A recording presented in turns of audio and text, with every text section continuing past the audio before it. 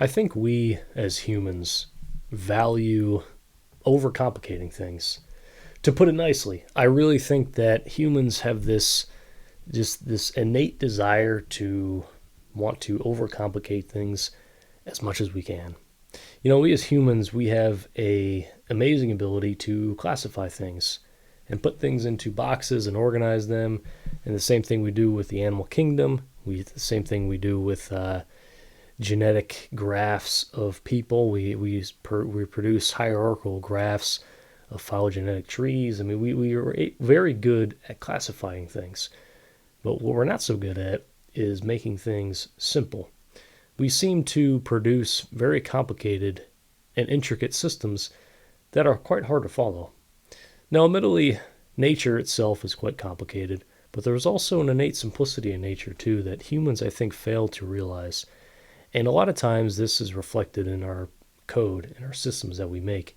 We have an amazing ability to quickly create very, very overcomplicated code, and it really doesn't do a service to anybody.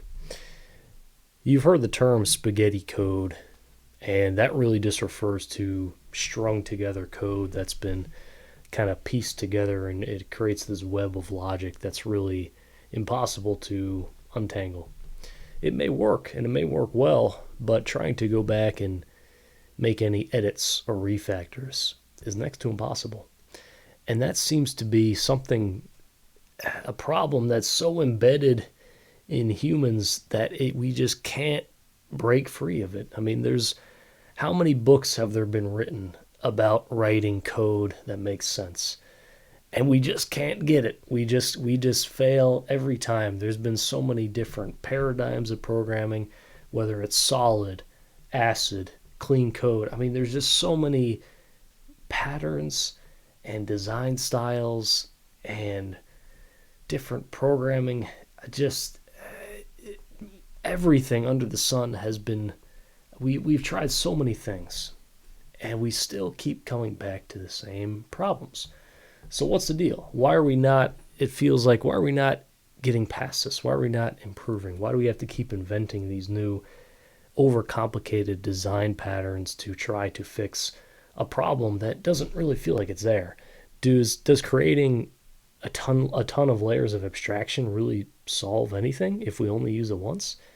Does following the does following the aspects of reusability make sense if it causes us to have to create just insane amount of code to write the same thing that we could write in 2 lines? I mean, there's certain things that just leave me kind of scratching my head. Now, obviously, I'm just some random person, right? These are just my thoughts. But when I look at things from admittedly kind of a naive, you know, a naive viewpoint, because I've only been in this career for 6 years, I just don't really see a lot of progress being made in terms of actually writing quality coding, quality code, and developing quality code standards, because a lot of it feels subjective.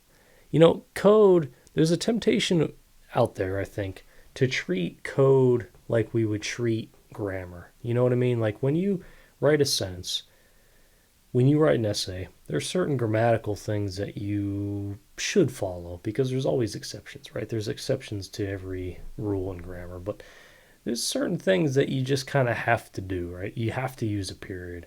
You don't want to you do too many commas, or you may end up with comma slices. Watch your run-on sentences and do all these things. But yet, when you read a lot of old works, some sentences are like paragraphs long. So there's definitely some exceptions to the rules.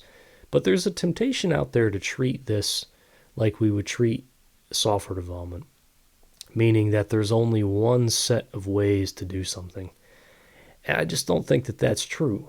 There's exceptions to coding standards and everything, but I just feel like the more we try to box in our coding styles, the worse we are going to be, because who is to say that you can't write an if-else? Why do you have to use a ternary operator? Why does everything have to be one line? Why do we have to limit our methods to, X number of lines? Why do we have to do this? And there's a lot of things that feel subjective, because they are. Because if you look at old school programming, they didn't do it like that. And if you look at all these new fancy trendy programming guides, they're just these crafted style guides made by somebody that have been adopted by a group of people. And it just is frustrating because I feel like that really detracts away from the experience of software development, because this, again, we've talked about, this is one of the rare fields where it's a blend of creativity and technicality, and you can produce something very unique. You can solve a problem in a unique way. But the more we stifle that creativity, it's just not worth it. What is that going to do? Why would I block somebody's pull request for a subjective style change? Why would I do that? Why would I hinder somebody's creative thought process by forcing them to do one solution that I already thought of?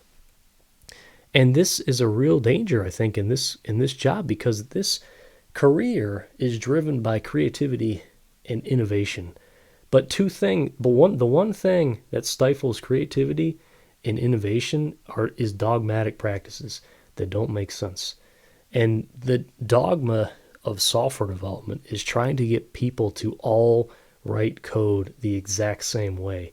And that's one of the dangers that I see in a lot of these books that try to be way too over-prescriptive in the guidelines for writing code. And this is not, again, this is just my interpretation of this, but I really feel like if we just drop all this dogmatic coding styles and allow people to run with their creative ideas, we're going to make some cool stuff. And I really think that that's not happening. And places, if we want to attract really, really top people, really creative thinkers, we have to allow that creativity to flourish.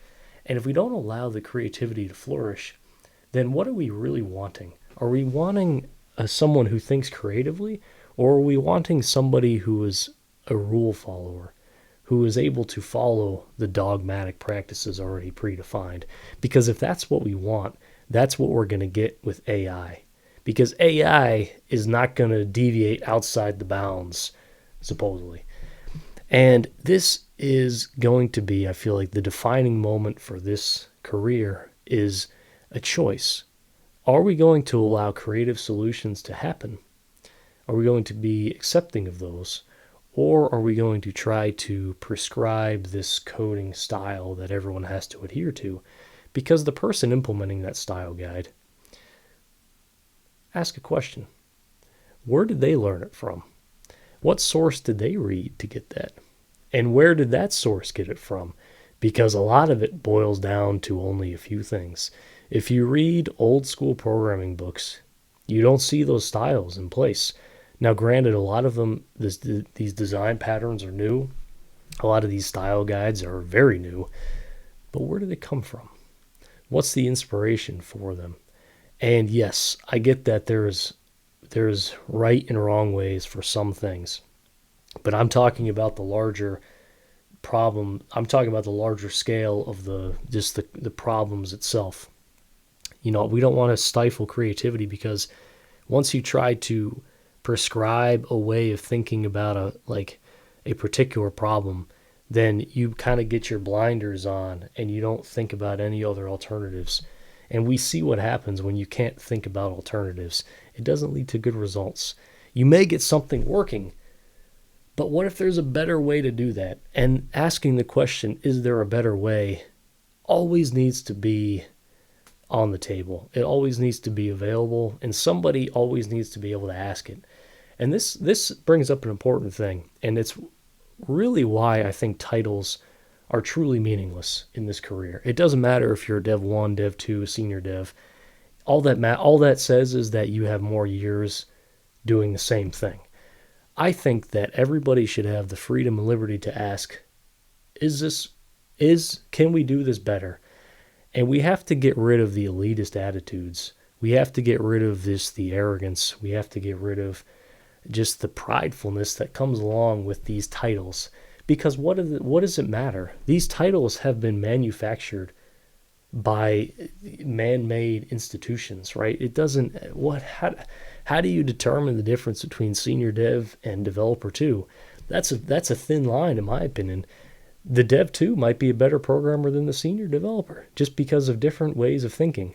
And until we break this title mentality, because it really doesn't matter, I feel like not until we break that, we're going to be we're going to be wedging ourselves into a corner, and that corner is not filled with creative thinking, because that's what we need, I feel like, in order to thrive in this career. So if you want to succeed, if you want to do well, I'm telling you, I would try to think as creative as possible. And you can read article after article. You can read how to. You can read as many books as you want. But at some point, you're going to have to think for yourself, and you're going to have to think through what if there is a better way? Because there might be. And that's the question that we need to ask ourselves. Can we do this better? And is there a different way to do this? Maybe there's something that has never been thought of. Maybe there's something that's so outside of the normative experience that's just out there to be found. Now, is everybody going to find that? No, of course not. But somebody will. And we need an environment to allow that to happen. Thank you all for watching. I'll see you in the next one.